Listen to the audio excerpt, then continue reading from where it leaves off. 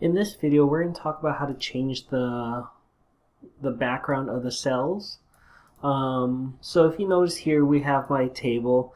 It's really not clear. We could do a better job with the formatting, and one of the things we could do is simply changing the fonts and the background of the font. So let's go and highlight the cells we want to change by clicking and dragging.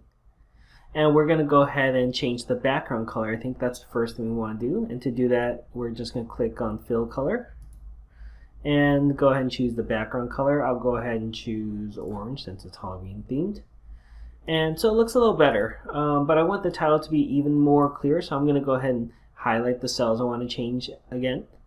And I'm going to go and bold it and maybe make the fonts a little bit bigger. I'll change to 12-point font. Okay, so that's how you change some of the fonts and cells to make it things a little clearer for us.